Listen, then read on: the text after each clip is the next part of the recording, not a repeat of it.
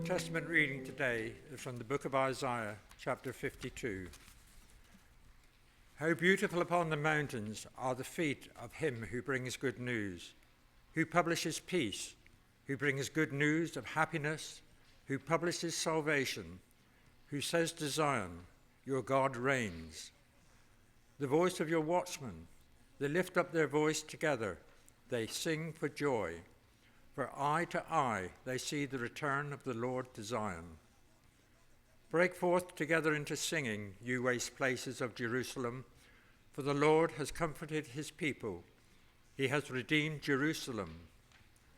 The Lord has bared his holy arm before the eyes of all the nations, and all the ends of the earth shall see the salvation of our God.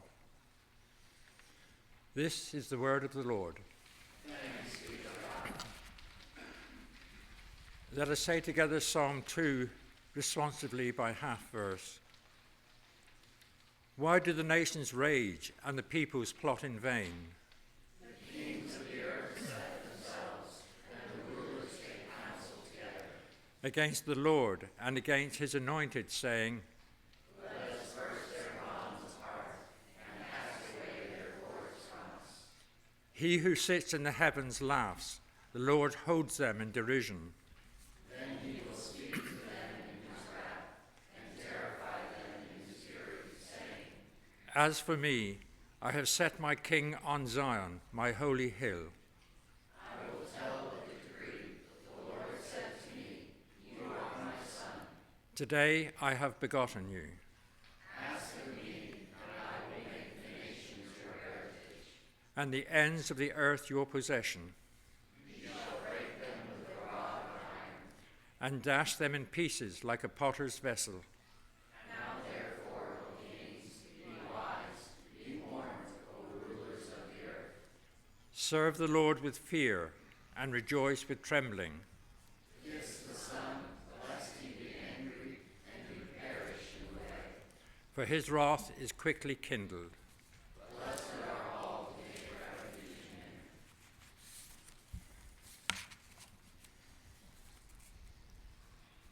The epistle lesson for today is from Hebrews chapter 1. Long ago, at many times and in many ways, God spoke to our fathers by the prophets. But in these last days, he has spoken to us by his Son, whom he appointed the heir of all things, through whom also he created the world. He is the radiance of the glory of God and the exact imprint of his nature, and he upholds the universe by the word of his power.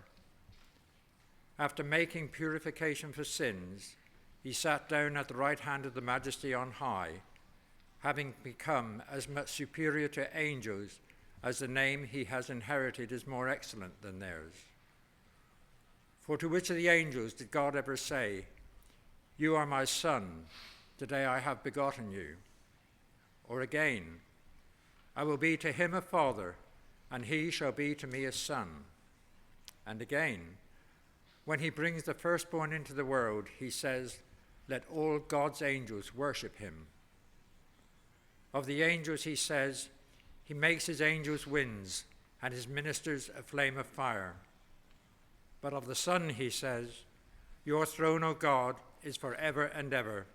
The scepter of uprightness is the scepter of your kingdom. You have loved righteousness and hated wickedness. Therefore God, your God, has anointed you with the oil of gladness beyond your companions. And you, Lord, laid the foundation of the earth in the beginning, and the heavens are the work of your hands. They will perish, but you remain. They will all wear out like a garment. Like a robe, you will roll them up. Like a garment, they will be changed. But you are the same, and your years will have no end. This is the word of the Lord. Thanks be to God. Please stand now for the Alleluia in verse.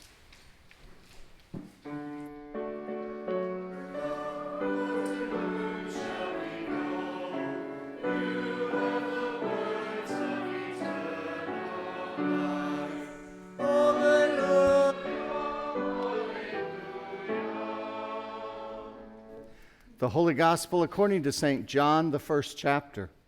Glory to you, O Lord. In the beginning was the Word, and the Word was with God, and the Word was God. He was in the beginning with God. All things were made through him, and without him was not anything made that was made. In him was life, and the life was the light of men. The light shines in the darkness, and the darkness has not overcome it. There was a man sent from God, whose name was John. He came as a witness to bear witness about the light, so that all might believe through him. He was not the light, but came to bear witness about the light. The true light, which enlightens everyone, was coming into the world. He was in the world, and the world was made through him, yet the world did not know him. He came to his own, and his own people did not receive him. But to all who did receive him, who believed in his name, he gave the right to become children of God, who were born not of blood, nor of the will of the flesh, nor of the will of man, but of God. And the Word became flesh and dwelt among us. And we have seen his glory, glory as of the only Son from the Father, full of grace and truth. John bore witness about him and cried out, "This was he of whom I said, 'He who comes after me ranks before me, because he was before me.' And from his fullness we have all received grace upon grace. For the law was given through Moses, grace and truth came through Jesus Christ. No one has ever seen God, the only God who is at the Father's side. He has made him known." This is the gospel of the Lord. Praise to you, O Christ. Our text today is from the Gospel of John, that first chapter, especially those first 4 verses, that in the beginning was the Word, and the Word was with God, and the Word was God. As we contemplate those words, I remember, first semester Greek class at the seminary, taking the course and remembering that, the instructor said, at first you're going to have problems with Paul. He writes very fluently, very high Greek, uses words that aren't used in other places very often. But if you do the Gospel of John, John uses everyday Greek. He uses repetition. Look at how many times he uses the word and God. So your vocabulary doesn't have to be so huge. How wonderful it was. And I was so glad to see that on the final exam, that it was John 1-4. But, besides the fact that John writes in common language of such high intensity, there is truth there for us, that God came and dwelt among us, and we get to see him.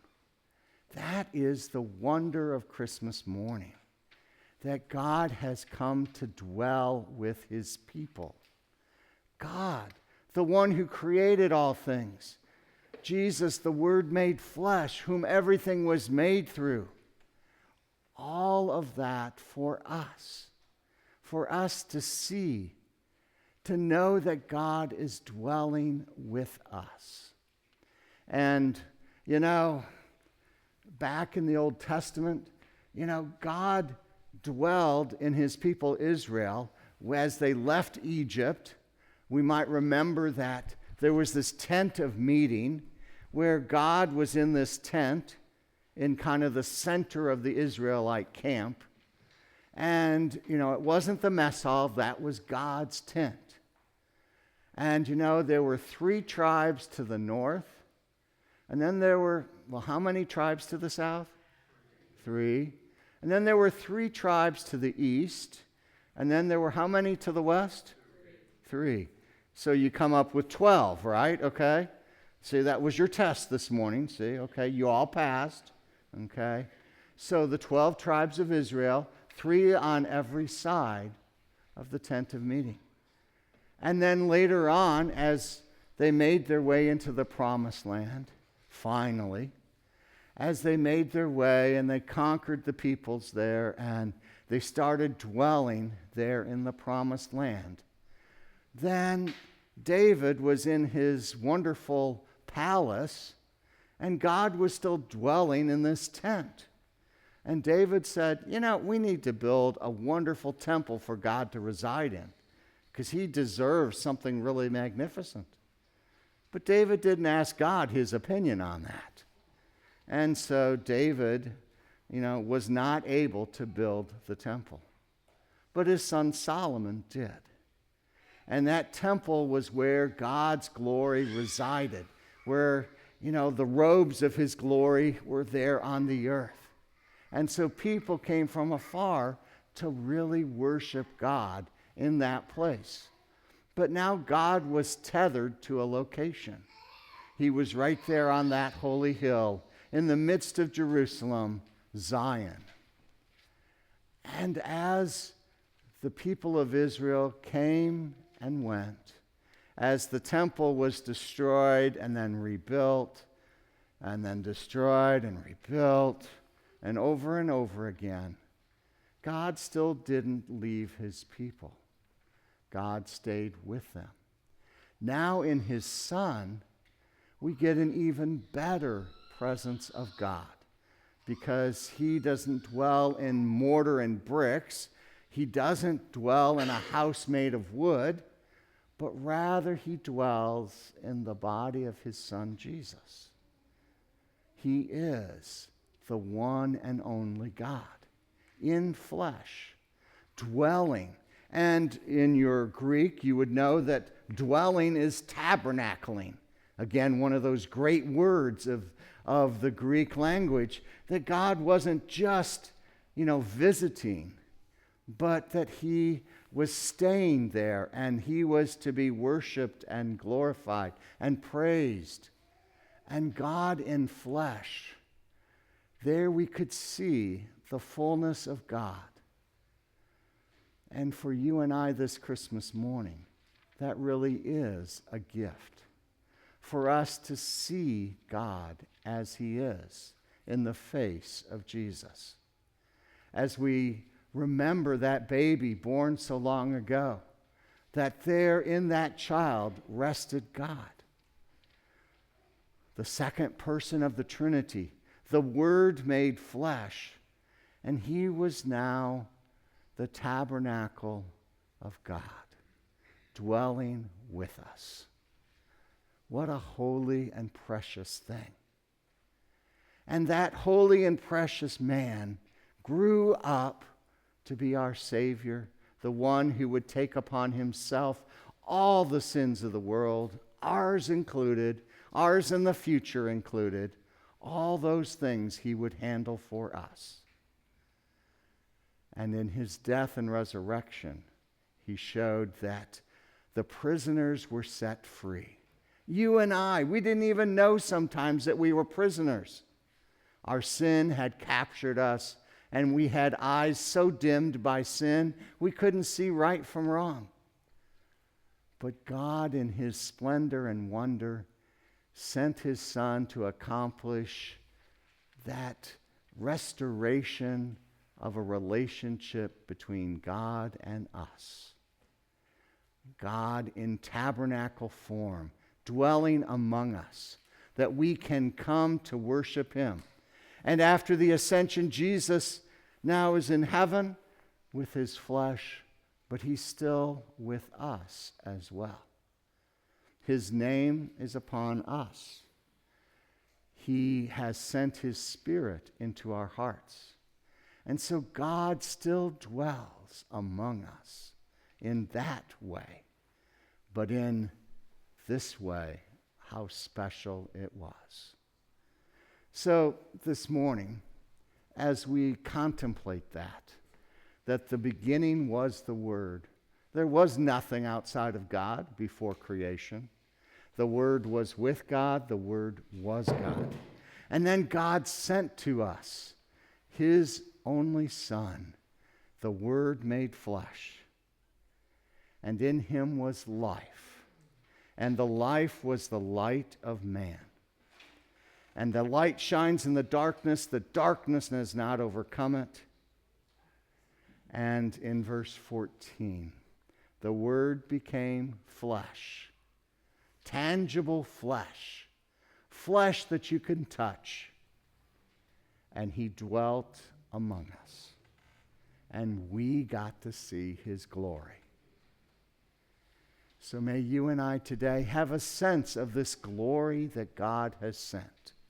That we get to see God in flesh made manifest. That we get to see the incarnate God veiled in flesh.